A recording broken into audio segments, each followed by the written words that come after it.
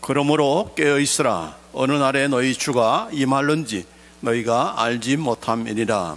너희도 아는 바니 만일 집주인이 도적이 어느 경점에 올 줄을 알았다면 깨어있어 그 집을 뚫지 못하게 하였으리라. 이러므로 너희도 예비하고 있으라. 생각지 않은 때에 인자가 오리라. 요한계시록 22장 시작. 보라, 내가 속히 오리니 내가 줄 상이 내게 있어 각 사람에게 그의 일한 대로 갚아주리라. 나는 알파와 오메가요 처음과 나중이요 시작과 끝이라. 20절. 이것들을 증거하신 이가 가라사대 내가 진실로 속히 오리라 하시거늘 아멘. 주 예수여 오시옵소서. 주 예수의 은혜가 모든 자들에게 있을지어다. 아멘. 오늘 우리 예수 그리스도의 복음의 8단계 마지막 단계 기쁜 소식 깨어 준비하라. 내가 속히 오리라. 이런 말씀을 우리가 함께 나누겠습니다. 먼저 우리 8단계의 그런 기쁜 소식, 오늘 이제 마지막 이 시간이니까 같이 한번 읽겠습니다. 우리 첫 단계부터 시작. 예수님께서 임마누엘 하나님으로 이 땅에 오신 것이 복음이다. 예수님께서 이 땅에서 행하신 일과 말씀이 복음이다. 예수님께서 우리를 위하여 피 흘려 죽으신 것이 복음이다. 예수님께서 죽음에서 부활하신 것이 복음이다. 예수님께서 승천하셔서 하나님 우편에 앉아 만왕의 왕 만유의 주로 다스리는 것이 복음이다. 예수님께서 성령을 보내주셔서 우리 안에 내주케 하심이 복음이다. 예수님께서 교회의 머리가 되셔서 교회를 통해 천국을 확장해 가심이 복음이다. 예수님께서 재림하셔서 심판하시고 영원한 천국으로 우리를 인도하심이 복음이다. 그래서 이 마지막 8번째, 예수님께서 재림하셔서 심판하시고 또 영원한 천국으로 우리를 인도하신 것이 복음이다라고 하는 그런 내용을 우리가 함께 나누게 되겠습니다. 8번째, 예수님의 재림과 심판과 또 우리를 영원한 천국으로 인도하는 그런 내용, 그걸 함께 나누겠는데, 첫 번째, 예수님은 반드시 재림하신다. 재림의 확실성에 대해서 분명히 우리가 알 것은, 누가 이것을 말씀하셨는가? 무슨 뭐 예수님의 제자들이 얘기했다, 뭐 천사들이 얘기했다. 그것보다도 더 확실한 것은 무엇입니까? 재림하실 바로 예수님 자신께서, 예수님 본인께서 뭐라고 말씀하셨는가? 바로 나는 다시 온다, 나는 반드시 재림한다고 하는 것을 말씀하셨기 때문에 그거야말로 재림이 확실한 것이죠. 그래서 마태복음 24장 30절에 그때 인자의 증거가 하늘에서 보이겠고, 예수님께서 재림하실 그런 징조가 하늘에서 보인다는 얘기죠. 그때 땅의 모든 족속들이 통곡하며 그들이 인자가 구름을 타고 능력과 큰 영광으로 오는 것을 보리라. 그렇게 말씀하셨습니다. 예수님께서 이 땅에 계실 때에 말씀하신 내용들이죠. 한두 명이 보는 것이 아니고 유대인들만 보는 것이 아니라 모든 백성들이, 모든 족속들이 보게 될 것이다. 그분은 이제 이제 성탄절이 가까우는데 이렇게 아무도 모르고 천한 몸으로 이렇게 오시는 그런 초림 때와는 완전히 다르게 인자가 구름을 타고 수많은 천사들과 또 앞서간 그런 성도들과 함께 더불어서 능력과 큰 영광 가운데 재림하신다. 그것을 모든 족속들이 어느 것에 있든 간에 다 보게 될 것이다 라고 그렇게 말씀하신 것이죠. 그리고 나셔서 승천하신 후에 예수님께서 또한 사도 요한에게 또 말씀하셨습니다.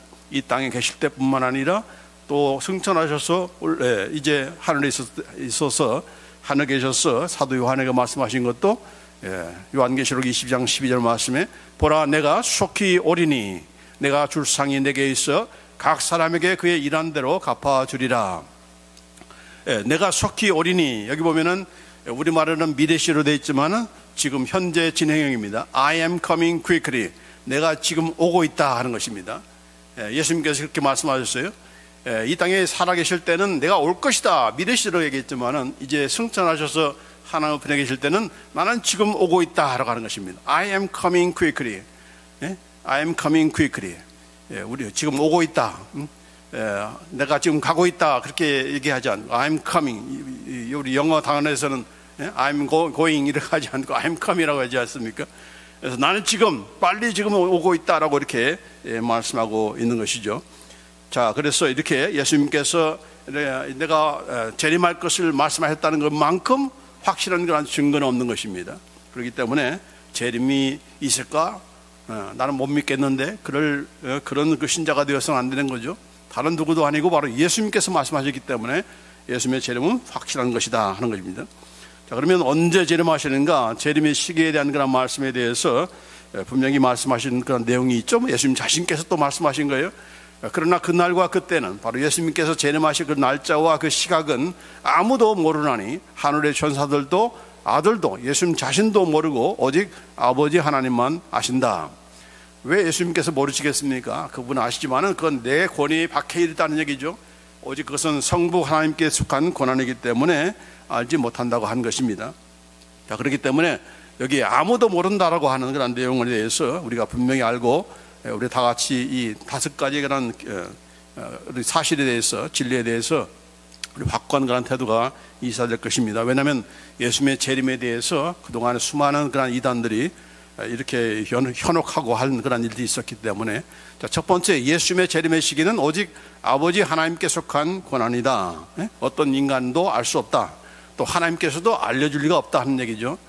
다음에 두 번째, 우리는 언제 예수님께서 재림하실지 그 날짜와 시각을 결코 알 수 없다. 이 정확한 날짜와 시각을 우리가 알 수 없다는 얘기죠.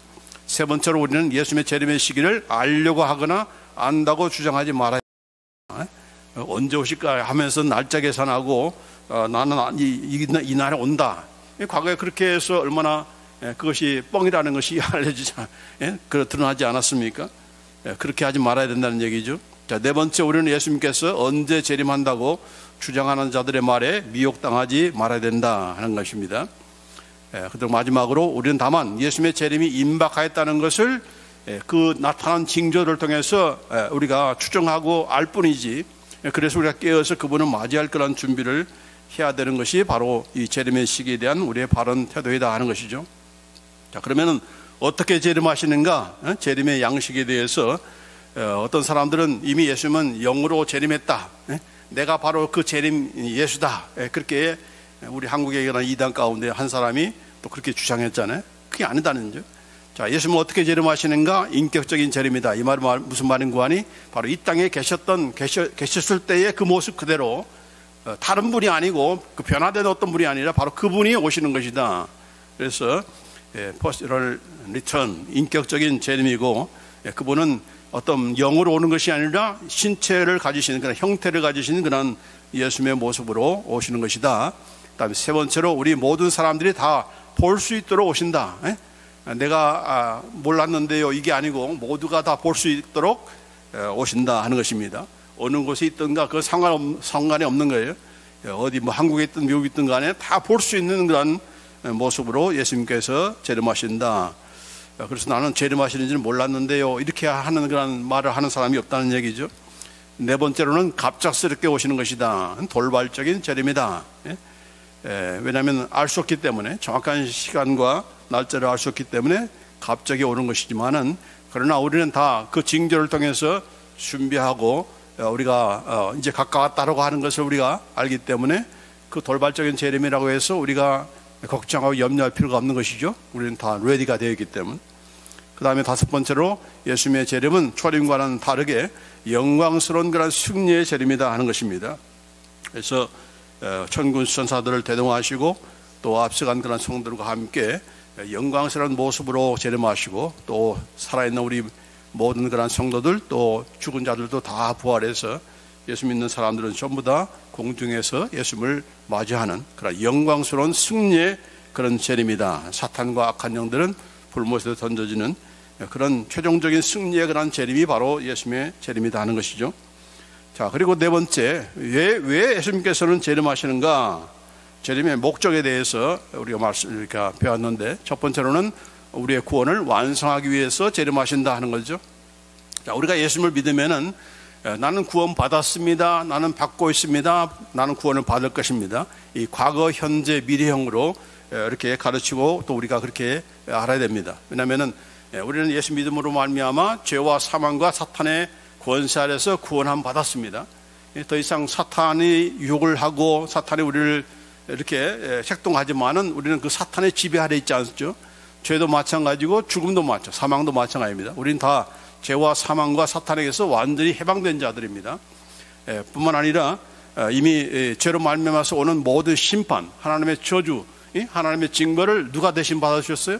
예수님께서 다 받으셨기 때문에 우리는 더 이상 그걸 받을 이유가 없습니다. 그런 면에서 우리의 구원은 완성이 된 것입니다. 그래서 이것을 가르쳐서 구원의 과거성, 그런 그렇게 얘기를 하는 것이죠. 나는 구원받았다. 우리는 구원받았다 하는 얘기죠.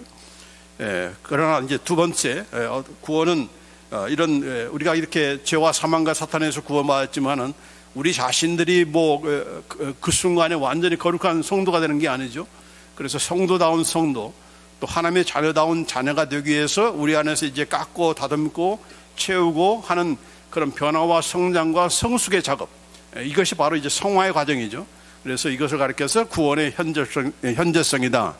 나는 지금 구원받고 있다라고 말하는 것이고, 또 이 구원이 바로 예수님께서 재림하심으로 우리의 몸과 혼과 영이 완전하고 거룩하고 영광스러운 몸으로 더 이상 죄짓지 않고 죄에 유혹받지 않고, 그래서 완전하고 거룩한 성도다운 성도의 모습으로 되는 것이 바로 구원의 미래성, 나는 구원받을 것입니다. 예수님과 재림을 통해서 이렇게 구원은 바로 이 세 단계로 과거, 현재, 미래, 나는 구원받았습니다. 나는 지금 구원받고 있습니다. 또 예수님의 재림을 통해서 나는 구원받을 것입니다 라고 하는, 그래서 이 구원을 완성하기 위해서 이 예수님께서 재림하셔야 그 일이 이루어지기 때문에 그 구원을 완성하기 위해서 예수님께서 재림하신다. 그래서 데살로니가전서 5장 23절 24절 말씀에 같이 읽습니다. 시작. 평강의 하나님이 친히 너희로 온전히 거룩하게 하시고 또 너희 온 영과 혼과 몸이 우리 주 예수 그리스도 강림하실 때에 흠없게 보존되기를 원하노라. 너희를 부르신 이는 미쁘시니 그가 또한 이루시리라. 우리의 영혼만의 구원이 아니에요. 영혼 구원이라고 자꾸 얘기하는데 아니에요. 우리의 몸도, 우리의 몸과 혼과 영, 이렇게 전인적으로 우리가 완전하게 이렇게 거룩한 몸으로, 온전하고 거룩한 몸으로 구원이 완성되는 것인데, 그것은 누가 이루는 겁니까? 바로 신실하신, 약속하신 일은 바로 그걸 이루시는 분은 누구십니까? 바로 하나님이시죠. 하나님께서 또 특별히 예수님의 재림을 통해서 그걸 이루시기 때문에 예수님은 재림하신다, 강림하신다, 그렇게 말씀하고 있는 거죠. 자, 두 번째로 예수님께서 재림하시는 일은 우리를 영원한 하나님의 나라로 데려가기 위해서 재림하신다 하는 겁니다. 이 땅에 우리가 영원토록 살 거라는 곳이 아니다는 얘기죠. 새 하늘과 새 땅, 바로 새 예루살렘, 영원한 하나님의 나라로 데려가기 위해서 예수님은 재림하신다. 요한복음 14장 3절 말씀에 가서 너희를 위하여 초소를 예비하면 내가 다시 와서, 예수님께서 재림하셔서 너희를 내게로 영접하여 나 있는 곳에 너희도 있게 하리라. 지금 예수님께서 하나님 보좌의 우편에 앉아 계신 그 장소, 또 우리 먼저 간 죽은 그런 성도들이 지금 있는 곳, 바로 그곳에 우리를 데려가는 거죠. 무슨 제3의 어떤 새하늘과 새 땅이 아니고 바로 영원한 하나님의 나라, 바로 그곳에 우리를 데리고 가시는 것인데, 바로 너희를 위해서 초소를 예비하러 내가 간다, 그렇게 말씀하셨어요. 그러면 지금 있는 하나님의 나라는 너무 좁기 때문에 그걸 확장 공사하기 위해서 예수님께서 승천하시고 그걸 아직 이루지 못하기 때문에, 하나님 확장 공사를 다 이루지 못했기 때문에 지금 예수님께서 안 오시는 것인가? 아니다는 얘기죠. 집이 완성이 안 돼서 예수님께서 못 오신 게 아니라 집에 들어갈 사람이 준비가 되지 않아서 지금 오시는 것이 예수님의 재림이 더딘 것입니다. 어떤 차원에서 집에 들어갈 사람들이 준비가 안 된 겁니까? 하나님께서는 창세전에 그가 택하신 자들, 구원하시기로 작정한 자들을 다 구원하기 전까지는 결단코 오시지 않는 거죠. 그래서 그때가 언제쯤 모르지만 아직 지금 태어나지 않는 그런 생명도 있을 거예요. 그러나 어쨌든 간에 그가 참 구원하시기로 예정하시고 작정하신 모든 사람들을 한 사람도 빠짐없이 다 구원하신 후에, 그때야말로 그때가 바로 예수님께서 재림하실 때인 것이고, 자, 두 번째, 바로 우리 자신들이 준비가 되지 않으면은 오실 수가 없는 것이죠. 신랑이 오시려고 하는데 신부가 전혀 준비를 안 하고 있어. 그냥 평상시처럼 살고, 그냥 뭐 화장도 안 하고 뭐 가꿀줄도 안 하고 그렇게 하면은 신랑께서 오시겠습니까? 그래서 우리 성도가, 교회가 준비가 되어야 신랑 대신 예수님을 맞이할 그런 신부들이 정결하고 이런 정말 새하얀 그런 세마포로 준비가 될 때에 예수님께서 오신다. 그렇기 때문에 집이 준비가 안 된 것이 아니고 바로 집에 들어갈 우리가 준비가 되지 않아서 예수님께서 지금 더디 오시는 것이다 라고 하는 것을 우리가 알고서 우리가 빨리 또한 복음을 전해서 정말 남김없이 하나님께서 구원하시고자 하는 그런 자들을 다 구원해 내시는 바로 우리의 복음 전파를 통해서 예수님의 복음을 우리가 전해야 그 복음을 듣고서 구원시키는 것이 하나님의 방법이기 때문에 우리가 그 일에 쓰임 받아야 되는 것이고 그 일을 위해서 우리가 애써야 되는 것이고 또 뿐만 아니라 남들만 전도하는 것이 아니라 나 자신도 준비가 되어야 된다. 우리의 몸과 혼과 영이 다 구원받도록 우리 자신들이 준비가 되는 가운데서 예수님의 재림을 맞이할 수 있는 그런 우리가 되어야 된다. 그래서 그런 우리가 되기 위해서 영원한 하나님의 나라로 데려가기 위해서 이곳이 아니고 이제 새 예루살렘 그곳에 우리를 데려가기 위해서 예수님이 재림하신다. 세 번째로 재림하시는 이유는 심판하기 위해서도 하는 겁니다. 예수 믿는 사람만 그냥 뽑아가지고 그들만 데려가는 것이 아니라 그동안에 하나님을 대적하고 하나님의 백성들을 괴롭히고 또 하나님의 교회들을 핍박한 그런 모든 자들을 바로 사탄과 악한 영들 또 불신자들 이런 악한 세력들을 다 심판하기 위해서 예수님은 재림하신다 하는 것입니다. 자, 그래서 디모데후서 4장 1절 말씀에 하나님 앞과 산자와 죽은 자를 심판하실 그리스도 예수 앞에서 그의 나타나실 것과 그의 나라를 두고 엄히 명하노니 바로 산자와 죽은 자를 심판하시기 위해서 예수님은 재림하신다. 이미 죽었으니까 뭐 아무것도 안 하는 것이 아니고 다 죽은 자들을 다 부활시키셔서 죽은 자나 산자나 다 하나님의 심판대 앞에 세워가지고 예수님께서 심판장이 되셔서 심판하신다. 그러기 위해서 예수님은 재림하신다 하는 것이죠. 그래서 히브리서 9장 27절 말씀에 한 번 죽는 것은 사람에게 정하신 것이요. 그래서 이 땅에 태어난 모든 사람은 한 번 반드시 죽지 않습니까? 그래서 한 번 죽는 것은 사람에게 정한 것처럼 그 후에는 심판이 있으리니 이 죽음이 한 번 죽음이 모든 사람에게 공통적으로 있는 것과 마찬가지로 또 한 가지의 어떤 공통적인 것이 무엇인가? 바로 심판이다. 이렇게 심판이 반드시 있다라고 그렇게 말씀하고 있는 것입니다. 자, 그래서 이렇게 심판하기 위해서 예수님께서 재림하시는 것이고 또 믿는 자들에 대해서는 우리에게 상을 주시기 위해서 재림하신다 하는 것입니다. 여기 보면은 마태복음 16장 27절 말씀에 인자가 아버지의 영광으로 그 천사들과 함께 오리니 그때 각 사람의 행한 대로 갚으리라 했습니다. 그때 바로 예수님께서 재림하실 때 각 사람의 행한 대로 우리의 행한 행위에 따라서 우리에게 리페이한다, 지불한다라고 하는 건데 이것은 리워드라는 얘기죠. 리워드, 이렇게 상을 준다라는 얘기죠. 그래서 오늘 여기 본문 말씀에도 요한계시록 20장 12절 말씀에 보라 내가 속히 오리니 내가 줄 상이 내게 있어 각 사람에게 그의 일한 대로 갚아주리라. 일한 대로 갚아주리라. 여기도 갚은다는 말을 했는데 다 리워드라는 얘기입니다. 상을 주겠다 하는 것이죠. 그래서 이렇게 예수님께서 우리의 행한 대로 참 구원해 준 것, 우리를 구원해 준 것도 감사한데 더 감사한 것은 우리가 주님을 위해서, 교회를 위해서, 또 이런 형제 자매들을 위해서 일한 그런 모든 그 수고에 대해서 반드시 기억하시고 상을 주시는 그런 분이시다라고 하는 것입니다. 그렇기 때문에 이 상을 주신다는 것에 대해서는 이게 무슨 상 줄 테니까 열심히 일해 이런 차원의 그런 적극적인 그런 도덕적인 요구가 아니라 그만큼 우리가 이것을 하기를 원한다, 이렇게 살기를 원한다고 하는 그런 격려의 그런 뜻이 있는 것이지 우리를 수준 낮추게 보는 그런 모습은 아닌 것입니다. 내가 사탕 줄 테니까 이게 말 잘 들어, 이게 아니라는 얘기죠. 그래서 더군다나 이것은 사람이 주는 그런 상이 아니고 바로 하나님께서 주시는 상이고 그건 썩지 않는 면류가 아니고 그게 어떤 것인지 모르지만은 정말 영광스러운 그런 상인데 이런 그 월드컵에서 1등하는 그런 트로피 정도가 아니라 더 영광스러운 그런 상인 것인데 우리가 그것을 받기 위해서라도 열심히 최선을 다하고 끝까지 믿음을 지키고 예수님의 이름을 우리가 전파하는 복음을 전파하는 그런 우리가 되어야지 않겠습니까? 예수님 자신도 하나님께서 주실 그 상을 바라보고 십자가를 진 것과 마찬가지로 우리 자신들도 예수님도 그렇게 하셨는데 우리 자신들도 우리가 받을 그런 상을 우리가 생각하면서 우리가 참고 또 견디고 또 이렇게 수고하는 그런 우리가 되어야 될 줄 믿습니다.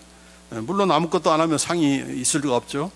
그래서 그건 부끄러운 구원을 받는 거 아니겠습니까? 그럼 우리가 돼서는 안 될 것이고, 자, 그렇다고 해서 우리가 상을 받는다고 해서 상을 우리가 받는다고 해서 이게 내가 한 것처럼 그렇게 교만을 떨고 그렇게 자만해서는 안 된다는 것이 또한 하나님의 말씀의 그런 가르침인 것이죠.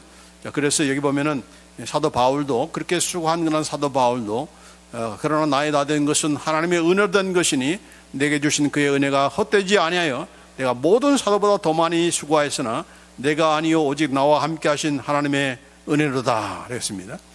이건 내가 잘나서 이렇게 수고한 것이 아니고 견디고 이렇게 한 것이 아니라 바로 하나님의 은혜다.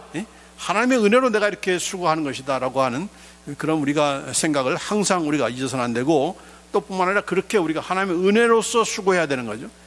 은혜 가운데서 우리가 봉사해야 되는 것이지 이게 꼭 내가 상 받기 위해서 나는 이거 해야 돼 이렇게 되면은 그것은 이게 짐이 되는 것이고 기쁨도 안 되는 거죠.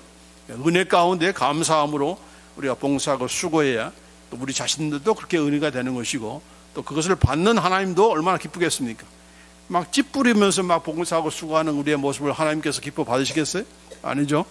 그래서 우리가 하나님의 은혜로 우리가 수고하고 하나님의 은혜로 설교하고 하나님의 은혜로 봉사하고 하나님의 은혜로 우리가 전도하고 이런 우리가 되어야 될 줄 믿습니다. 자, 그래서 예수님께서도 이것을 얼마나 강조한지 누가복음 10장 10절 말씀에 이와 같이 너희도 명령받은 것을 다 행한 후에 이르기를 우리는 무익한 종이나 우리의 할 일을 한 것뿐이라 할지니라. 내가 이렇게 큰일 했어요. 내가 주님을 위해서 이렇게 교회를 10개나 지었어요. 이렇게 자랑하지 말라는 얘기죠. 나는 내가 해야 할 일을 한 것뿐입니다. 나는 무익한 종입니다. 이게 다 하나님의 은혜로 된 것인데 내가 뭘 자랑할 것이 있습니까? 그래서 우리가 주님 앞에 설 때, 상 주시는 주님 앞에 설 때 주님 제가 마땅히 해야 할 일을 내가 한 것뿐입니다. 이렇게 할 수 있었던 것도 다 하나님의 은혜입니다.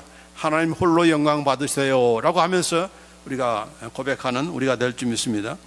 그럴 때 우리 주님께서 정말 잘했다, 착하고 충성된 종아, 네가 작은 일에 충성하였다라고 하면서 네 주인의 즐거움에 참여할지어다, 이런 칭찬과 상을 받는 그런 우리가 될 줄 믿습니다. 자, 그 다음에 예수님께서 재림하실 그런 징조들에서 마태복음 24장을 중심으로 우리가 살펴봤죠. 자, 첫 번째 그런 예수님의 재림의 징조는 무엇인가? 바로 적그리스도가 출현해서 많은 하나님의 백성들을 미혹한다는 얘기죠. 적그리스도가 누굽니까? 바로 그리스도를 대항하는 사람들이 바로 적그리스도고, 또 자기 스스로가 그리스도라고 자처하는 사람, 그게 바로 또한 적그리스도입니다. 이런 적그리스도가 자칭 그리스도 또 예수님을 대적하는 그런 자들이 이제 말세가 되면 더욱더 많이 출현해서 사람들을 미혹할 것이다 하는 것입니다. 두 번째, 전쟁과 또 지진과 또 기근과 또 전염병, 우리 지난 몇 해에 걸쳐서 이렇게 코로나 바이러스로 전 세계가 힘들지 않았습니까? 이런 전염병들이 또 말세되면 더 이렇게 출현하게 되는 것이고 더 어려움을 가져온다 하는 것입니다. 그러니까 우리가 예상을 해야 되는 거예요. 자, 여섯 번째는 환난과 핍박, 교회에 대한 환난, 또 핍박, 또 성도들에 대한 그런 핍박들이 이제 가서진다는 얘기죠. 또 시험에 빠진다. 예수 믿는 사람들이, 성도들이 시험에 빠진다는 얘기죠. 여덟 번째는 믿는 사람들이 서로 배반하고 증오한다는 겁니다. 서로가 그냥 배반하고 또 헤이트하고 이런 일들이 믿는 사람들 가운데 있다는 얘기죠. 믿지 않는 사람 얘기하는 것이 아니고, 그 다음에 거짓 선지자들이 등장해서 사람들을 미혹한다는 것입니다. 그래서 이런 특별히 재림에 대한 그런 것을 가지고 또 이렇게 유혹한다든지, 또 병고침을 가지고 유혹한다든지, 자, 이런 거짓 선자들이 등장하니까 거기에 미혹당하지 말아야 된다는 얘기죠. 그 다음에 불법이 성행하고 사랑이 식어져 간다는 겁니다. 부부간의 사랑, 가족간의 그런 사랑이, 또 교인 간의 그런 사랑들이 점점점 이제는 식어져 간다. 눈으로 보기에는, 우리 외관적으로 볼 때는 사랑이 더욱더 불타오르는 그런 이 시대인 줄 아는데, 그러나 더욱더 사랑이 식어져 가는 그런 세대가 될 것이다 하는 것입니다. 그렇죠. 이것은 또 사실이잖아요. 믿지 않는 사람들도 뭐 결혼 안 하잖아요. 결혼도 안 하고 자식도 안 낳고 그러잖아요. 이게 뭡니까? 바로 사랑이 식어져 가고 있다는 그런 증거인 것입니다. 또 마지막으로 천국 복음이 온 세상에 전파될 것이다.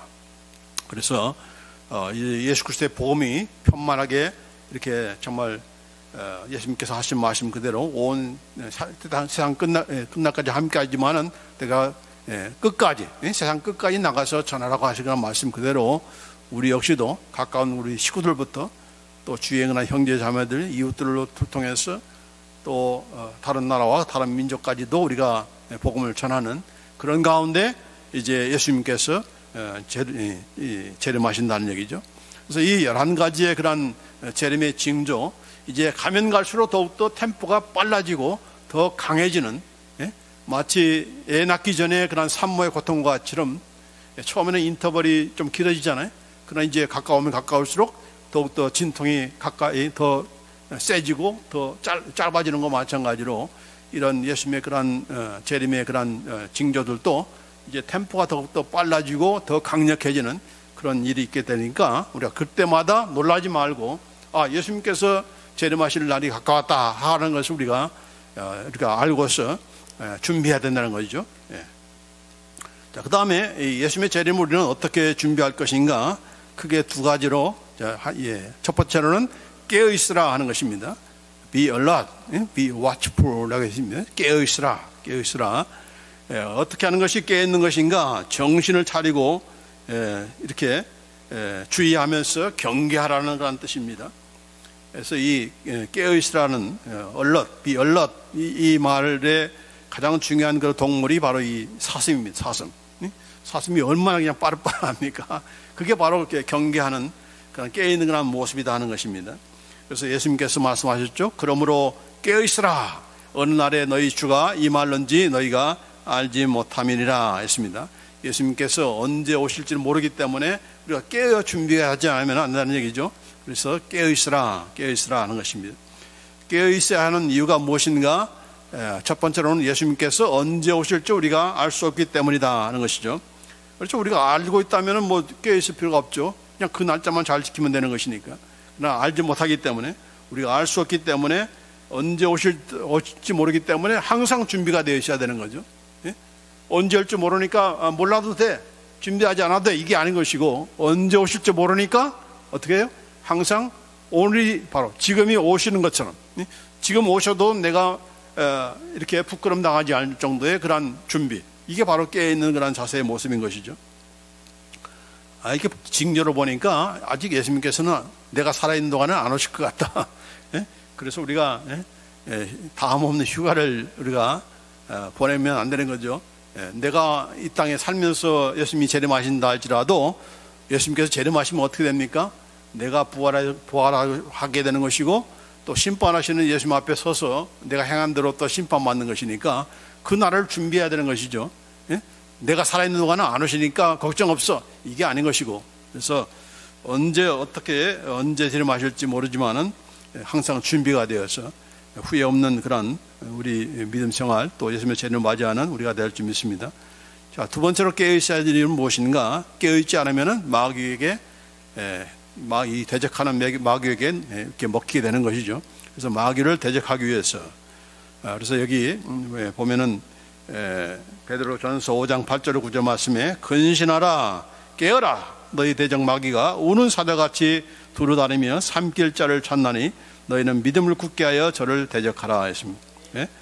깨어있지 않으면은 마귀의, 우리를 삼키는 그런 마귀의 시험이 먹히게 된다는 얘기죠. 그래서 우리가 깨어있어야 된다. 특별히 마귀는 누구를 좋아합니까? 염려하는 자. 염려하는 자를 마귀가 덥석 무는 겁니다.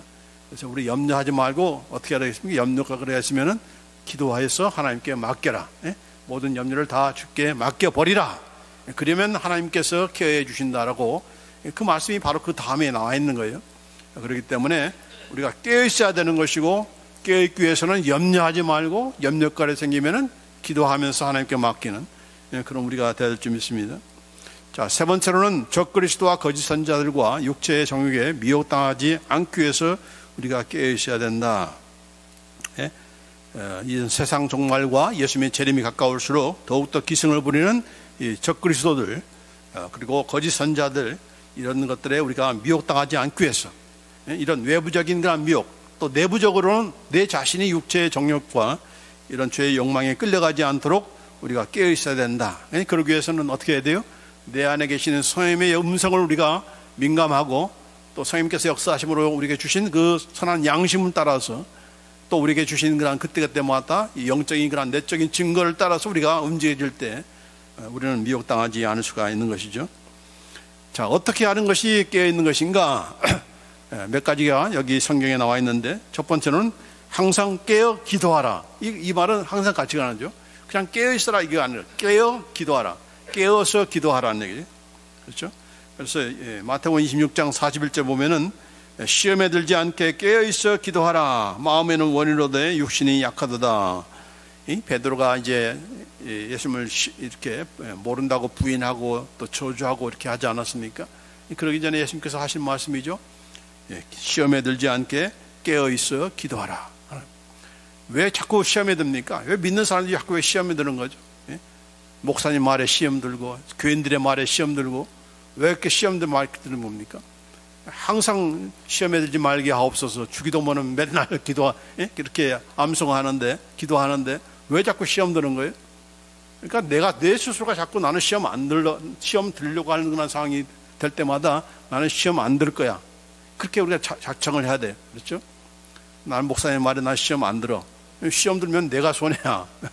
그렇게 우리 시험 안 들기로 우리가 작정을 하고 나는 안 들을 거야 라고 하는 그런 우리 태도가 돼야 되는 거예요. 왜냐하면 인간들은, 목사님들도 늘 말에 실수가 있는 것이죠. 그렇죠? 말 하나 다 못해가지고 교인들이 또 시험 들잖아요. 그런 일들이 많기 때문에 항상 깨어 기도하라. 왜 기도하는 것이 시험 안 들 수 있는 비결인 겁니까? 기도는 누구한테 하는 거죠? 하나님께 하는 거죠. 하나님을 바라보니까 하나님께서 뭐라고 하시는지 말씀하시니까 거기에 귀를 기울이게 되는 거니까 이런 섭섭한 말에 우리가 시험 들 이유가 없는 것이죠. 그렇죠? 그래서 우리가 기도함이 바로 시험 만들 수 있는 그런 비결이다 하는 것은 바로 주님 앞에서 또 주님께서 뭐라고 말씀하시는지 우리가 귀를 듣게 되는 것이고, 시험에 들지 말아야 된다라고 하는 말 정도만 아니라 어떻게 네가 대처해야 되는지, 어떤 마음을 가져야 되는지를 알려주기 때문에 이렇게 깨어 기도하라는 것이죠. 자, 두 번째로는 근신하라 하는 게, 근신하라는 말은 잘 통제하고 나 자신을 셀프 컨트롤 하라는 얘기죠. 컨트롤 yourself. 절제하라 하는 얘기입니다. 절제하라. 그래서 베드로전서 4장 7절 말씀에 보면 만물의 마지막에 가까웠으니 그러므로 너희는 정신을 차리고 근신하여 기도하라. 그냥 기도하는 것이 아니고 근신하여 기도하라. 절제하라는 얘기죠. 절제하라. 자기를 통제하지 못하면은 우리가 시험에 들게 되고 또 이렇게 깨어있지 못하게 되는 거죠. 영적인 그런 이런 잠에 빠지게 되는 겁니다. 그래서 누가복음 21장 34절에 보면은 너희는 스스로 조심하라. 그렇지 않으면 방탕함과 술 취함과 생활의 염려로 마음이 둔하여지고. 왜 우리의 영적인 마음이 둔해지는가? 우리의 신앙생활에 민감함이 없고 민첩함이 없고 왜 자꾸 둔감해지는가? 그 이유가 여기 나와 있어요. 세 가지인데, 방탕함, 세상 막 향락에 그냥 빠져버리면 될 때 이런 방탕함, 술 취함. 우리는 술 취하지 말고 뭘 해야 됐어요? 성령에 쉬어야 된다고 했죠. 술 취함, 또 생활의 염려, 또 이거 다시 나와요. 염려. 내가 돈이 좀 있어야 되는데, 우리 사업이 좀 잘 돼야 되는데, 내가 건강해야 되는데, 이런 자꾸 염려에 빠지는 거. 이게 바로 영적으로 우리의 마음이 둔해지는 그런 이유가 된다는 얘기죠. 또 세 번째로는 세상과 시대를 잘 살피고 분별할 수 있어야 된다 하는 것입니다. 지금 세상이 어떻게 돌아가고 있는가? 우리가 뉴스도 보고 또 이렇게 여러 가지 참 눈에 보이는 것만이 아니라 영적인 그런 그 백그라운드를 우리가 잘 파악을 해서 사람들을 어떻게 유혹하는지, 어떻게 미혹하는지, 이걸 우리가 잘 분간할 수 있는, 정치뿐만 아니라 경제, 사회, 문화, 교육, 스포츠 이 모든 분야에 있어서 우리를 미혹하는 그런 일이 없도록, 우리가 미혹당하는 일이 없도록 우리가 잘 분별하고 비판력을 가지고 우리가 살아야 되는 것이 바로 이거 깨어있는 그런 성도의 모습이다 하는 겁니다. 또 마지막으로 예수님의 재림을 우리가 갈망하면서 준비하는 그런 우리가 그것이 바로 깨어있는 거죠. 그냥 깨어있기만 하고 아무런 예수님의 재림도 준비하지 않는 그런 우리가 되어서는 안 되는 것입니다. 그래서 이것이 바로 깨어있는 것이다 하는 것이죠. 자, 그 다음에 두 번째로 예수님의 재림을 우리가 어떻게 준비해야 될 것인가? 예비하라, 준비하라는 얘기죠. 그러니까 깨어있어라, 준비하라. 이게 바로 오늘 2022년도 우리 교회 표현인데 깨어 준비하라 라는 거죠. 그래서 준비하라 하는 그런 말씀을 이렇게 말씀하셨는데, 자, 이러므로 너희도 예비하고 있으라. 이 예비하라는 말은 바로 준비하라는 얘기죠. ready 돼야 되는 거죠. You also must be ready. 어느 때에 올지 모르기 때문에 생각지 않은 때에 인자가 올 때 준비가 되어 있어야 된다, 예비가 되어 있어야 된다 하는 것입니다. 그래서 뭘 준비해야 되는 것인가? 뭘 준비를 해야 되는 것입니까? 특별히 세 가지의 비유를 통해서 말씀하셨죠. 바로 열천의 비유. 열천의 가운데 다섯 천은 등도 준비했지만은 기름도 준비한 그런 슬기로운 다섯 천가 있었던 것이고, 등은 준비했, 기름을 준비하지 못해서 신랑을 맞이하지 못했던 그런 어리석은 그런 처녀들이 있었잖아요. 그래서 무엇을 얘기하는 것입니까? 기름이 뭐라고 했죠? 기름? 우리가 준비해야 될 기름이 무엇입니까? 가솔린이 아니고 무슨 기름이에요? 성령. 첫째로는 성령님. 성령을 받아야 된다. 성령으로 거듭나야 된다. 성령 세례를 받아야 된다. 성령님의 충만함을 받아야 된다. 성령님의 인도하심 따라서 우리가 그때 움직여지고 거기에 이렇게 순종하는 그런 모습이 되어야 예수님께서 언제 오시든 간에 레디가 된다는 얘기죠. 그렇죠? 그래서 성령과 관계없이 그냥 살아가면 우리가 준비가 되지 못하는 그런 어리석은 그런 처녀가 되는 것이죠. 그 다음에 또 한 가지 그 준비할 그 기름이 무엇이라고 했습니까? 바로 의로운 행실, 착한 행실, 또는 의로운 행실이라고 했습니다. 그래서 이 의로운 행실은 바로 신부가 준비해야 될 그런 이 새하얀 세포죠. 하얀 세포죠. 의롭고 빛나고 깨끗한 그런 생화포인데 이걸 준비되어야 신랑을 맞이할 수 있는 그런 신부가 되어야 된다는 것입니다. 이 의로운 행실, 선행은 무엇입니까? 뭐 세상 사람들이 말하는 그런 착한 일이 아니고 예수님을 믿는 것이 선행인 것이고 예수님의 말씀대로 행하는 것이 바로 의로운 행실인 것이죠. 그런 우리가 되어야 될 것이고, 그렇지 않을 때는 어떻게 해야 합니까? 매일 회개함으로 또 그리스도의 피로써 정결케 되어야 우리 더러워진 것들은 어떻게 예수님의 피로 씻음을 받아야 되는 것이고, 그 피의 능력이 바로 정결케 하는 능력이기 때문에 이렇게 준비된 정결한 신부다운 신부, 흰 생화포를 입은 그런 신부로서 우리가 예수님을 맞이할 그런 준비가 되어야 된다. 이게 바로 열처의 비유의 핵심이 아닙니까? 그 다음에 달란트 비유가 있었죠. 우리는 다 하나님께서 주신 그런 달란트가 있다. 그 달란트는 재능, 탤런트가 아니고 뭐라고 했습니까? 금 달란트, 재물이라고 했어요. 재물. 우리가 가지고 있는 그런 물질도 하나님께서 주신 것이다. 그렇기 때문에 그 물질을 또한 하나님을 위해서, 하나님 나라를 위해서 또 이렇게 좀 이윤을 남겨서 이렇게 오실 그런 장차 샘을 하시는 그런 예수님 앞에 장사해서 이윤을 남겼다는 것을 우리가 보고할 수 있는 그런 우리가 되어야 된다는 것입니다. 그러나 이 한 달란트 받은 자는 이 주인을 오해했죠. 주인은 굳은 사람이다. He is hard man 해가지고 뭐 심지도 않았는데 거두게 하는, 아무것도 안 주면서 뭐 거두라는, 열매를 내라 바치라는 그런 주인으로 잘못 오해했기 때문에 땅에 감추고 파묻었잖아요. 우리는 그래서는 안 되고, 하나님은 어떤 분이십니까? 우리에게 모든 것을 다 주시는 분이시고, 우리가 능력 따라서 우리가 할 수 있는 만큼 우리가 또한 주시는 분이기 때문에 우리가 최선을 다해서 남과 비교하면서 왜 나는 이렇게 조금밖에 안 줍니까? 이게 아니고 내가 준 만큼 그 준 그런 달란트들을 우리가 잘 활용해서 활용한 만큼 또 하나님께서는 주인께서는 또 오셔서 칭찬하시고 또 많은 것을 맡기시는 그런 분이기 때문에 이렇게 우리가 그런 인생을 살아야 된다는 얘기죠. 이렇게 주시는 그런 이 한 번밖에 없는 그 인생을 우리 주신 그런 하나님의 그런 달란트를 잘 활용을 해서 이윤을 남기는 그런 우리가 될 줄 믿습니다.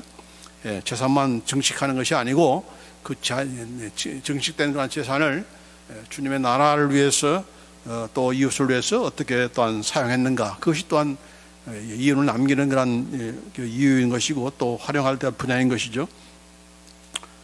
그래서 잘했다라고 칭찬하시는 또 네가 적은 일에 충성했으며 내가 더 많은 것으로 맡길 것이다라고 하면서 주인의 즐거움에 참여하라고 하신 그런 칭찬과 상을 받는 그런 우리가 될 줄 믿습니다. 다음에 세 번째 비유가 바로 양과 염소의 비유인 것이죠. 이 양과 염소의 비유는 우리가 이 땅에 살면서 이웃을 위해서 정말 어려운 사람들을 돕고 하는 그것들이 우리에게 이런 양과 염소로 나뉘어지는 것에 이런 그 판가름을 결정한다라고 생각하는 그런 우리의 어떤 행위, 우리의 어떤 행함으로써 우리가 구원받는 것을 얘기하는 것이 아니고 그런 뜻으로 하신 말씀이 아니라 우리가 정말 믿느냐, 그런 믿는다운 그런 행실이 보여야 된다는 얘기죠. 그렇죠? 그래서 이런 구체적인 그런 생활과 행동이 수반되어야 한다는 것을 얘기하는 것이지 우리가 행함으로 구원 얻는다는 것을 보여주는 그런 비유는 아닌 것입니다. 그래서 양과 염소의 그런 비유, 이것은 바로 우리가 나중에 정말 나중에서야 결정되고 예수님이 재림하고 나서야 결정되는 그런 최후의 그런 판가름 정도가 아니라 이미 이 땅에서 우리가 이 땅에서 예수님을 믿는 그런 믿음의 그 진정성, 내가 정말 믿는 자다다, 내가 정말 하나님의 사랑을 입은 자다라고 하는 그런 모습을 우리의 생활 가운데서, 우리의 이웃 간 관계 속에서, 형제자매의 관계 속에서, 교회 안에서 실천할 때 그것이 증거가 되어서 또 우리에게 이런 양과 염소로 오른편 양과 왼쪽 염소로 나눠지는 그 일을 우리가 결정되는 것이다 하는 것입니다. 그렇기 때문에 우리가 이 땅에 살아있을 때, 우리가 살아있을 때 한 일을 가지고 지금 결정하는 것이니까 우리가 살아있을 때, 건강 주셨을 때에 주님을 위해서 또 이웃을 위해서 우리가 어떤 몸이로나 행동이로나 말로나 또 물질로나 재물로서 긍휼과 사랑을 베푸는 그런 우리가 될 줄 믿습니다. 이것이 바로 양과 염소의 그런 비유인 것이죠. 그래서 이렇게 아무것도 안 하고 그냥 기도만 하고 예수님께서 오실 것을 바라보면서 직장에도 안 나고 공부도 안 하고 혼자서 그렇게 기도하는 그런 사람이 아니고 이 세 가지의 비유가 전부 다 일하면서 생활 가운데서 삶 가운데서 준비해야 되는 그런 모습이라는 것을 강조하는 것이죠. 그렇죠? 이게 바로 준비다 하는 거죠. 그 다음에 이제 일곱 번째로 우리를 영원한 하나님의 나라, 바로 새 예루살렘으로 데려가시는 그런 예수님이시다. 이 땅에 재림하시는 이유를 앞에서 우리가 우리를 영원한 하나님의 나라, 새 예루살렘에 데려가기 위해서라고 그렇게 말씀하셨잖아요. 그 새 예루살렘, 영원한 하나님의 나라가 어떤 나라입니까? 사망과 애통과 곡함이 없는 것이죠. 아픔이 없는 것이죠. 우리의 그런 질병이 없는 그런 몸과 혼과 영이 완전하고 건강하고 좀 완벽하고 이런 영광스러운 그런 상태인 것이죠. 또 뿐만 아니라 그것은 바로 하나님께서 계시는 곳이기 때문에 무슨 건물로서의 그런 성전이 필요 없다. 하나님이, 예수님이 바로 성전이시다. 또 우리가 또 그 성 안에 있는 그런 거룩한 백성, 성도인 것이죠. 그래서 이런 하나님이 성전이기 때문에 성전이 필요 없다. 또 뭐요? 해와 달이 필요 없다. 해와 달보다 더 빛나시고 영광의 그런 하나님이 계시기 때문에, 그렇죠? 그래서 이 새 예루살렘은 바로 영광으로 충만한, 하나님의 영광과 하나님의 그 빛으로 충만한 나라이고, 하나님만 그런 것이 아니고 저와 여러분도 그 빛 가운데서 영광스러운 모습으로 있는 것이니까 그 나라가 바로 영광의 나라예요. 빛의 나라예요. 거룩함이 없는 무슨 불이나 죄나 무슨 이런 그 어둠이 있는 그런 나라가 아니라는 얘기죠. 그렇죠? 그래서 졸 필요도 없고 피곤해서 그냥 자야 되는 그것이 필요 없지 않은 그런 나라다 하는 것입니다. 우리가 더 이상 죄를 짓거나 유혹당하거나 그런 것이 아니고 이제 완전하고 온전하고 영광스러운 그런 우리의 상태, 우리의 몸, 우리의 혼, 우리의 영, 이런 상태, 바로 하나님의 영광으로 충만한 그런 나라이기 때문에 우리 모두가 거기에 다 들어가야 되는 거죠. 아멘. 예? 자, 어떻게 들어갑니까? 오직 한 가지의 길밖에 없다. 그것은 뭡니까? 바로 예수님을 믿음으로 통해서 들어간다. 예수님께서 이르시되 내가 곧 길이요 진리요 생명이니 나로 말미암지 않고는 아버지께로 올 자가 없느니라. 이 천국이 어떤 것입니까? 바로 아버지 하나님께로 가는 것이죠. 아버지 하나님이 계시는 그것이 바로 새 예루살렘이고 영원한 천국인데, 하나님의 나라인데, 그곳에 가는 방법이 무엇인가? 오직 나밖에 없다. 내가 그 한 길이고 내가 그 한 진리고 내가 그 한 생명이다. I am the truth, I am the way, I am the life. No one comes to the Father but through me. 나를 통하지 않고서는, 예수님을 만지 않고서는, 예수님을 통하지 않고서는 아버지께로, 바로 영원한 천국에 들어갈 수 없다. 그러니까 이건 잊지 마시고, 무슨 예수님 외에도 구원의 방법이 있다, 구원의 길이 있다, 무슨 이런 헛소리에 우리가 귀를 기울여서는 안 되는 거죠. 미혹당해서는 안 되는 것입니다.